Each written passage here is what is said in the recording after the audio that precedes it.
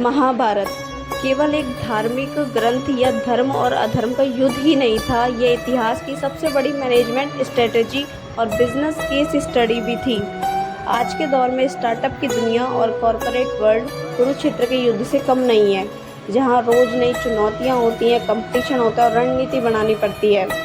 तो सवाल ये है कि एक मॉडर्न बिजनेस एंटरप्रेन्योर महाभारत से क्या सीख सकता है। आज के इस वीडियो में हम बात करेंगे ऐसे बिजनेस लेसन्स की जो आपके स्टार्टअप या बिजनेस को सफलता की ऊंचाइयों पर लेके जा सकता है। हम सब जानते हैं कि जब द्रोणाचार्य ने कौरवों और पांडवों से पूछा कि उन्हें पेड़ पर क्या दिख रहा है, तो किसी को पेड़, किसी को पत्ते और किसी को चिड़िया दिख रही थी, लेकिन अर्जुन को केवल चिड़िया की आंख दिखाई दे रही थी। एक एंटरप्रेन्योर के रूप में आपके पास एक क्लियर विजन होना चाहिए। क्या आपका लक्ष्य सिर्फ पैसा कमाना है या कस्टमर की किसी बड़ी प्रॉब्लम को सॉल्व करना है? अगर आपका ध्यान भटक गया या आपका फोकस धुंधला हुआ तो कंपटीशन आपको पीछे छोड़ देगा।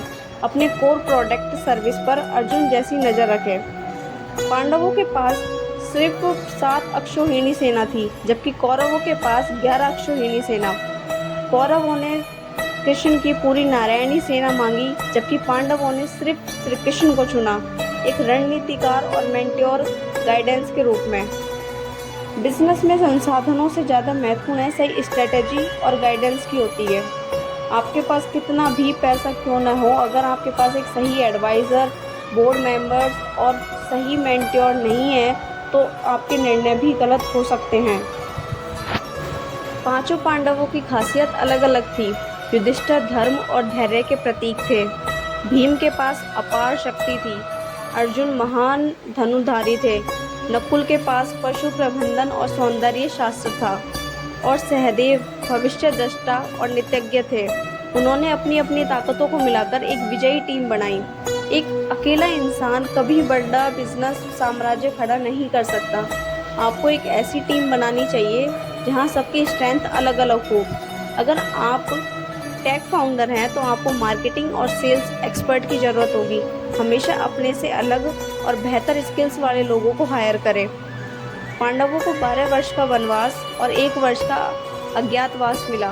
उन्होंने इस कठिन समय को रोने में नहीं गंवाया, बल्कि इस दौरान अर्जुन ने दिव्य अस्त्र शस्त्र जुड़ाए, पांडवों ने नए संबंध बनाए और खुद को मजबूत किया।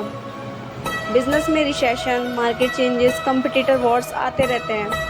जब मार्केट में कठिन समय आए तो हार मानने की बजाय अपने स्किल्स को अपग्रेड करें, अपना बिजनेस मॉडल पाइवट करें और आने वाले समय के लिए खुद को तैयार करें।